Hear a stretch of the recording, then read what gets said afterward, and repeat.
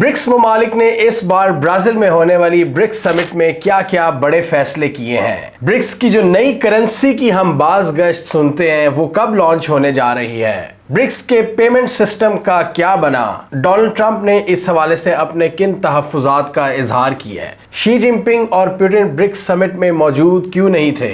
यहाँ पर ब्रिक्स ममालिक के आपस में क्या इख्तलाफात सामने आए हैं। ब्रिक्स कंट्रीज ने इस बार किन किन चीज़ों को ज़्यादा फोकस किया है और पाकिस्तान कहाँ था, आज की इस वीडियो में हम जानने की कोशिश करेंगे। रीजनल कनेक्टिविटी के हवाले से कोई भी ग्रुपिंग हो या अलायंस हो, वो हमारा फेवरेट सब्जेक्ट होता है और उसको हम बड़ा पैशनेटली कवर करते हैं। एशियन कनेक्टिविटी की हम बात करते रहते हैं, इसलिए ये वीडियो हमारी नज़र में बहुत इंपॉर्टेंट है, जिस पर गौर करना और समझना बहुत ज़रूरी है। ब्रिक्स ममालिक के ओरिजिनल मेंबर्स की बात करें तो इसमें सिर्फ 4 कंट्रीज थे, जैसा कि नाम से जाहिर है। ब्राज़ील, रशिया, इंडिया, चाइना और साउथ अफ्रीका, यानी हर बड़े रीजन से एक इम्पॉर्टेंट मुल्क की तर्जुमानी, और इनका मेन एम ये है कि ग्लोबल साउथ की तर्जुमानी करनी है। ग्लोबल साउथ जहां पर रिसोर्सेज तो बहुत ज़्यादा है, लेकिन वसाइल की गैर मुनसिफाना तकसीम है, बहुत सी करप्शन है, बहुत से चैलेंजेस हैं और वेस्ट की तरफ से एक्सप्लॉयटेशन भी है। ग्लोबल नॉर्थ की बात करें तो जनरली जहन में आता है ये वेस्टर्न पावरफुल ममालिक, और उनको G7 ममालिक बड़े ज़बरदस्त तरीके से रिप्रेजेंट करते हैं, जिसको आप गोरी चमड़ी कह सकते हैं। ग्लोबल साउथ में अभी तक हम जैसे डेवलपिंग ममालिक हैं, इमर्जिंग कंट्रीज़ हैं, जिनकी इकॉनमीज़ अभी ग्रो कर रही हैं। तो ब्रिक्स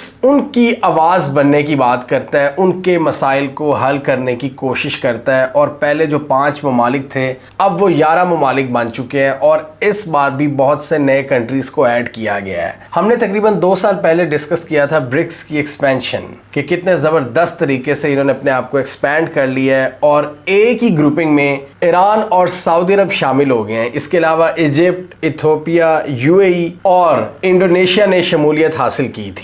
और इसके अलावा रिसेंटली ब्रिक्स ने 10 से ज़ायद स्ट्रेटेजिक पार्टनर्स को ऐड किया था, जिसमें Belarus, Bolivia, Cuba, Kazakhstan, Malaysia, Nigeria, Thailand, Uganda, Uzbekistan और वियतनाम शामिल हैं। तुर्की एज अ ऑब्जर्वर स्टेट इसमें शामिल है, और अफसोस के साथ पाकिस्तान का नाम कहीं भी नहीं है। और बड़े हैरत की बात है कि पाकिस्तान SCO का पार्ट है, पाकिस्तान BRI का पार्ट है, लेकिन पाकिस्तान ब्रिक्स का पार्ट क्यों नहीं है, ये मेरी समझ से बाहर है। कि पाकिस्तान के पॉलिसी मेकर्स को क्या डर है कि वो ब्रिक्स को ज्वाइन करने की एफर्ट्स नहीं कर रहे। एटलीस्ट ये स्ट्रेटेजिक पार्टनर्स में शामिल हो सकते हैं, इनके दूसरे पार्टनर स्टेट्स में शामिल हो सकते हैं, अगर अभी बहुत ज़्यादा प्रेशर आ रहा है US की तरफ से। पाकिस्तान को यही डर है कि अगर हमने ब्रिक्स की ग्रुपिंग ज्वाइन कर ली और वहाँ पर जो बातें चल रही हैं नए बैंक की, नए पेमेंट सिस्टम की, नई करेंसी की, तो इससे अमेरिका और IMF हमें सपोर्ट नहीं करेंगे। लेकिन पाकिस्तान को इस रीजनल ग्रुपिंग को इग्नोर नहीं करना चाहिए और जल्द अज जल्द एफर्ट्स करनी चाहिए ब्रिक्स में शमूलियत के हवाले से। क्योंकि आप देखें इस वक्त जितने भी इमर्जिंग ममालिक हैं जो पाकिस्तान के लेवल पर हैं, उन्होंने ब्रिक्स को ज्वाइन कर लिया हुआ है, और बहुत से ममालिक ज्वाइन करने जा रहे हैं। आधी से ज़्यादा दुनिया इकट्ठी हो चुकी है, लेकिन पाकिस्तान का नाम कहीं नहीं है। इस वक्त जो ब्रिक्स की ग्रुपिंग है, जो 11 ममालिक हैं, ये दुनिया की तकरीबन हाफ ऑफ द पॉपुलेशन का शेयर इनके पास है, और ग्लोबल इकोनॉमी का 40% आउटपुट ये जनरेट करते हैं ब्रिक्स ममालिक। यानी क्लियर कट G7 का एक कंपेटिटर बन चुका है ब्रिक्स।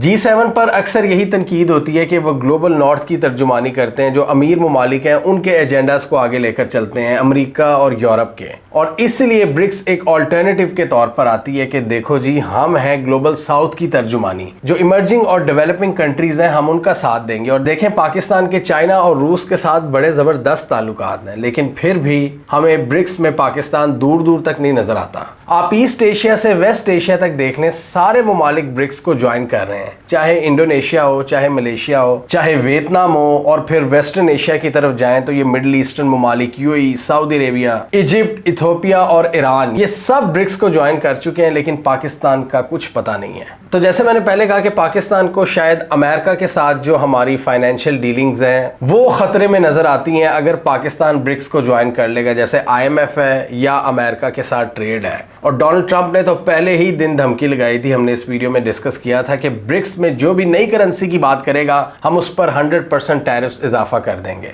तो इस बार ब्रिक्स ने इन टैरिफ्स को डिनाउंस किया है और ट्रंप पर तनकीद की है, लेकिन साथ ही उन्होंने ये भी डिस्क्लेमर दे दिया है कि हम कन्फ्रंटेशन नहीं नहीं चाहते। हम अमेरिका को अंडरमाइन करने नहीं बैठे हुए, बल्कि हमारा मेन मकसद है मल्टीपोलैरिटी और दुनिया के डिफरेंट ममालिक के सामने डाइवर्स ऑप्शंस रखना, ट्रेड और इकोनॉमी के हवाले से, फाइनेंशियल सिस्टम्स के हवाले से। लेकिन हम आपको काउंटर करने के लिए नहीं बैठे हुए। ट्रंप के टैरिफ्स पर इन्होंने सख्त तनकीद की, जिसका ट्रंप ने फौरन रिस्पॉन्ड किया। ट्रंप ने कहा, any country aligning themselves with the anti American policies of BRICS will be charge an additional 10% tariff. Trump ने अपने ग्लोबल टैरिफ्स में जो 90 डेज का पॉज लगाया था वो खत्म होने जा रहा है। तो ट्रंप उस टैरिफ के अलावा कह रहे हैं कि हम 10% तक टैरिफ आयद करेंगे, और वो कितने कितने टैरिफ्स थे आप इस वीडियो में देख सकते हैं। पाकिस्तान पर तकरीबन 29% तक टैरिफ्स का इजाफा किया था ट्रंप ने। तो यहाँ पर ट्रंप ने धमकी लगा दी है कि अगर आपने कोई एंटी अमेरिका फैसला किया,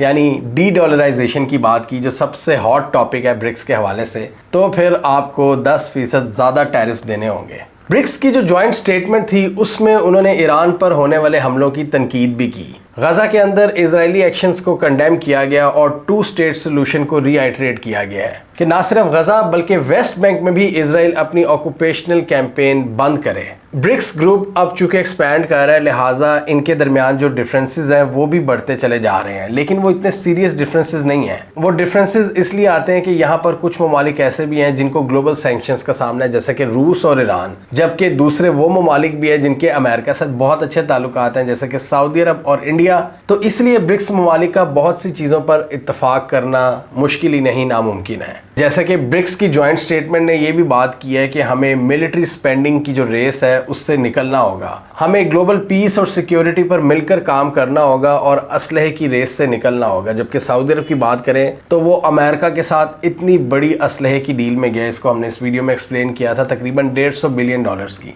इसके अलावा स्पेस को वेपनाइज करने के हवाले से भी ब्रिक्स ने बात की है, और ये भी इनडायरेक्ट क्रिटिसिज्म अमेरिका पर दिया है, जो अमेरिका स्पेस को भी वेपनाइज कर रहा है। स्पेस फोर्स इन्होंने बनाई है हालिया। तो ब्रिक्स के मुताबिक हमारा मेन एम ये है कि दुनिया में पीस और सिक्योरिटी आए और हम बहुत ज़्यादा मिलिट्री स्पेंडिंग ना करें।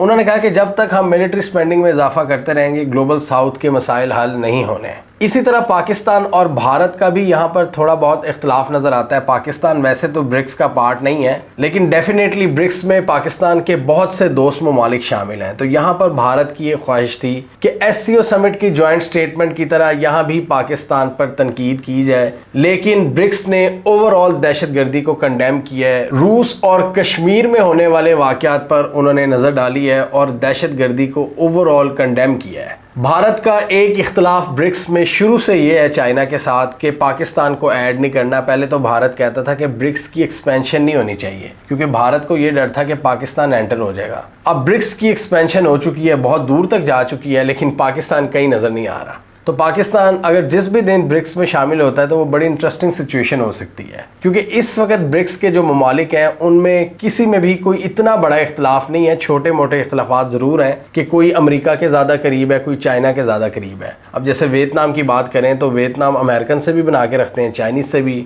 रशियन से भी। इसी तरह इंडोनेशिया है, सऊदी अरब है, जो सबसे बना कर रखते हैं। भारत की भी कोशिश यही होती है, लेकिन at the end of the day उनके चाइना से बहुत से इख्तलाफात निकल आते हैं। तो मेन जो गोल है ब्रिक्स का वो है मल्टीपोलर वर्ल्ड का, कि ताकत के सरचश्मे मल्टीपल होने चाहिए पूरी दुनिया में। बेसिकली वो ये कहते हैं कि हम एक डाइवर्स ऑप्शन देना चाहते हैं दुनिया को। दुनिया सिर्फ एक ही ताकत के सरचश्मे पर डिपेंडेंट ना रहे, यानी अमेरिका पर। अमेरिका की कोशिश ये है कि दुनिया यूनिपोलर वर्ल्ड के तौर पर आगे चले, यानी ताकतवर मुल्क सिर्फ अमेरिका हो और अमेरिका जिसे चाहे अपना कप्तान बना दे, जैसे यूरोप में या मिडल ईस्ट में, उसको चैलेंज करने वाला कोई ना हो। अब हम देख रहे हैं क्लियरली रूस और चाइना ने इनको काफ़ी हद तक चैलेंज कर दी है। रशिया ने मिलिट्री डोमेन में, चाइना ने पहले इकोनॉमिक डोमेन में इनको चैलेंज किया हुआ था, अब मिलिट्री डोमेन में भी चाइना आ गया है। जो पाकिस्तान और इंडिया वाली एपिसोड हुई है उसमें जिस तरह चाइनीज़ इक्विपमेंट ने काम किया है उससे वेस्टर्न स्ट्रेटेजिक थिंकर्स के कान खड़े हो गए हैं। तो वो अब एक चाइना को भी एक मिलिट्री थ्रेट के तौर पर ले रहे हैं। पहले चाइना सिर्फ एक इकोनॉमिक थ्रेट था, और ब्रिक्स में चाइना और रूस की सबसे ज़्यादा कोशिश यही है कि मल्टीलैटरलिज्म को प्रमोट किया जाए, जिसके खिलाफ है अमेरिका। अमेरिका कहता है कि हमने रूस को नेटो के ज़रिए कन्फ्रंट करना है और चाइना को साउथ चाइना सी में तंग करना है। इस तरह इनको ग्रो नहीं करने देना। यहाँ पर अल्टीमेटली बात आती है पैसे की, फाइनेंशियल पावर की, आपके जो फाइनेंशियल इंस्टीट्यूशंस हैं, इकोनॉमी की और ट्रेड की। तो हमेशा से ये बात होती है कि जी ब्रिक्स डी डॉलराइजेशन की बात कर रहे हैं, अमेरिकन डॉलर को डिच कराने की बात कर रहे हैं। इस दफ़ा ब्रिक्स का जो पैगाम था वो थोड़ा सा डिफरेंट था। मतलब पहले बातें होती थी, पहले ये जो ब्राज़ील के प्रेसिडेंट हैं इन्होंने खुलकर कहा था कि हमें डी डॉलराइजेशन की तरफ बढ़ना चाहिए। इस दफ़ा चूँकि बहुत ज़्यादा ममालिक आ गए हैं ब्रिक्स में, अमेरिका के पार्टनर्स भी बहुत ज़्यादा आ गए हैं, जैसे कि इजिप्ट, सऊदी अरब वगैरह, इंडोनेशिया भी किसी हद तक। तो इस दफ़ा ब्रिक्स ने कहा है कि हम ग्लोबल ऑर्डर को चेंज करने नहीं आए, हम किसी से कन्फ्रंटेशन नहीं चाहते, हम किसी को अंडरमाइन नहीं करना चाहते, लेकिन उन्होंने कहा कि आईएमएफ में ब्रिक्स का एक शेयर होना चाहिए। आईएमएफ बड़े ही गैर मुनसिफाना तरीके से फैसले करती है और इस तरह जो ग्लोबल साउथ है उसके मसाइल में इजाफा होता है, लिहाजा ब्रिक्स को एक शेयर दिया जाए 25% का। और ब्रिक्स ने ये भी ऐलान कर दिया है कि हम क्रॉस बॉर्डर पेमेंट्स इनिशिएटिव पर काम करेंगे।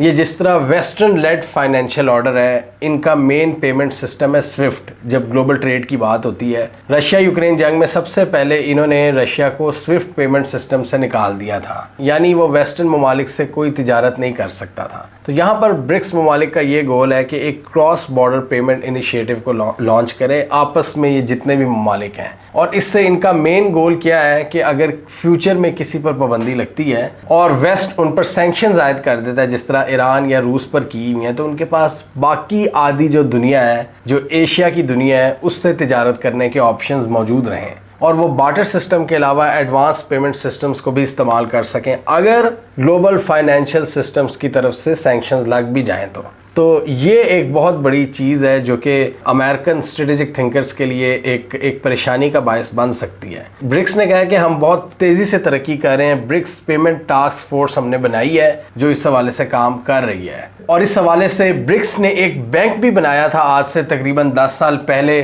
उसके साथ उसकी इंटीग्रेशन करेंगे ये क्रॉस बॉर्डर पेमेंट सिस्टम की। और इसके अलावा वैसे अगर ब्रिक्स ममालिक के दरमियान ट्रेड की बात करें तो लोकल करेंसीज में ट्रेड करने का ऑप्शन हमेशा मौजूद रहता है। जिस तरह हमने इस वीडियो में डिस्कस किया था कि किस तरह रूस और ईरान ग्लोबल सैंक्शंस को डिफाई करते हुए आपस में ट्रेड करते हैं, ईरान चाइना के साथ ट्रेड करता है, रशिया और चाइना ट्रेड करते हैं लोकल करेंसीज में। तो चाइना और रूस इस हवाले से बड़ी सीरियस एफर्ट्स कर रहे हैं एक नए पेमेंट सिस्टम के हवाले से। और ये चीज़ डेफिनेटली अमेरिकन स्ट्रेटेजिक थिंकर्स के लिए एक नाइटमेयर सिचुएशन है कि जिस दिन इन्होंने यूएस लेड फाइनेंशियल ऑर्डर को ठुकराना शुरू कर दिया। लेकिन अभी ब्रिक्स की बात करें तो वो उसी सिस्टम में रहते हुए बहुत सी चीज़ों की इम्प्रूवमेंट मांग रहे हैं यूएस से और वेस्ट से, यूरोप से, कि आप ये जो ज़्यादतियाँ करते हैं, जो ज़्यादा फेयर शेयर ले जाते हैं, इसको ख़त्म करें। जो ग्लोबल साउथ है उसको आगे आने दें, उसकी तरक्की में रुकावटें ना डालें, जंगों का ख़ात्मा करें। ये जो आप इतनी ज़्यादा गैर मुनसिफाना तरीके से कुछ ममालिक को सपोर्ट करते हैं वो बंद कर दें। और इसलिए उन्होंने ईरान पर हमलों का भी मेंशन किया है कि ईरान पर जो हमले हुए हैं और स्पेशली न्यूक्लियर साइट्स पर, वो बिल्कुल गलत थे।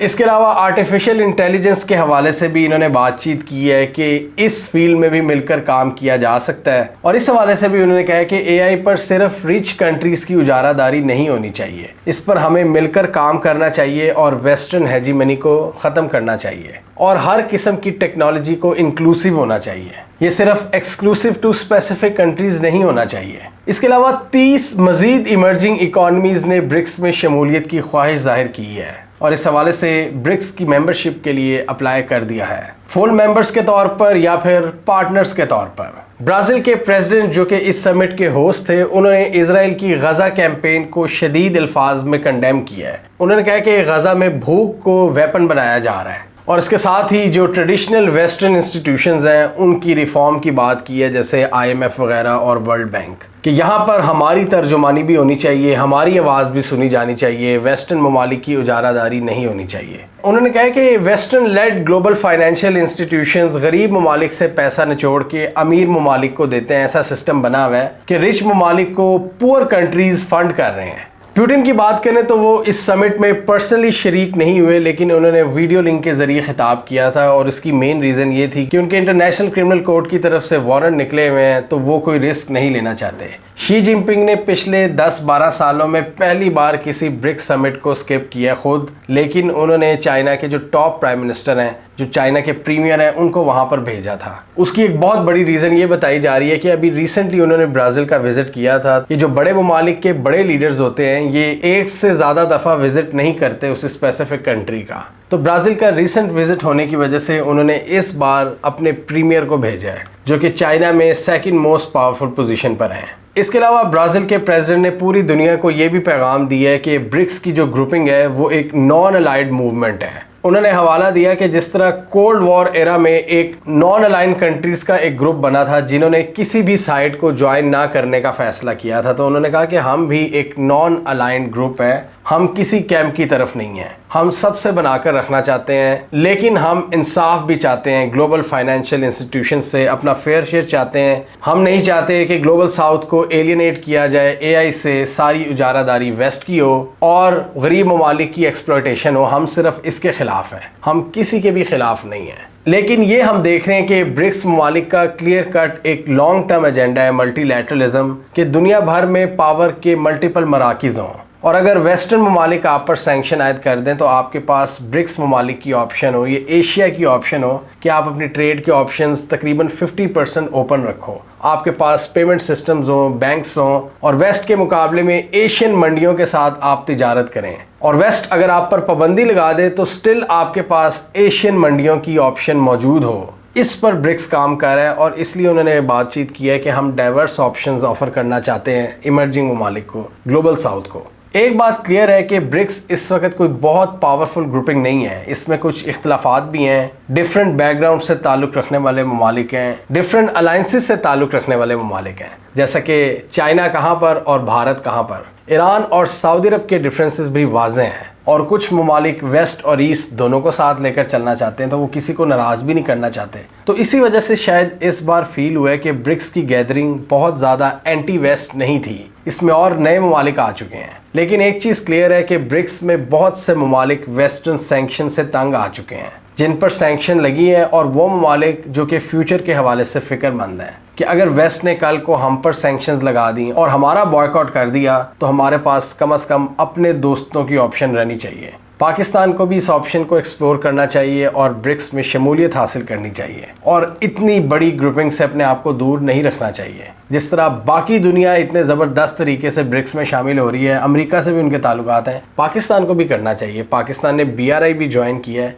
तो ब्रिक्स क्यों नहीं। इस बार ब्रिक्स समिट ने ईरान को भी एक ज़बरदस्त लेजिटिमेसी प्रोवाइड की है कि इतने बड़े प्लेटफॉर्म पर ईरान बैठा हुआ था और इजराइल को कंडेम कर रहा था। यानी ईरान जिसको इजराइल ख़त्म करना चाहता था, वो एक बड़े स्टेज पर बैठकर इजराइल को लताड़ रहा था, और जॉइंट स्टेटमेंट में इजराइल को लताड़ा गया है, ईरान के पॉइंट ऑफ व्यू से नहीं, गजा के पॉइंट ऑफ व्यू से। क्या आपके ख्याल में ब्रिक्स में डाइवर्स कंट्रीज के आने की वजह से ब्रिक्स का इम्पैक्ट कम हो चुका है? यानी अब खुलकर अमेरिका बादर पर तनकीद नहीं हो रही और एक नया फाइनेंशियल सिस्टम लाने की बात नहीं हो रही, इसी वजह से क्योंकि इसमें UAE, सऊदी अरब और भारत जैसे मुल्क शामिल हैं, और वो ममालिक शामिल हो रहे हैं जिनकी फॉरेन पॉलिसी काफ़ी बैलेंस्ड है। आप क्या समझते हैं? कमेंट कीजिए। इसके अलावा हमारा YouTube चैनल सब्सक्राइब कर लो, साथ ही वो बेल आइकॉन भी दबा लें ताकि वो स्टोरीज दुनिया भर से, पाकिस्तान से जिनकी मेन स्ट्रीम मीडिया पर प्रॉपर कवरेज नहीं होती, हमारे प्लेटफॉर्म के थ्रू आप तक टाइम पर पहुंच जाएं।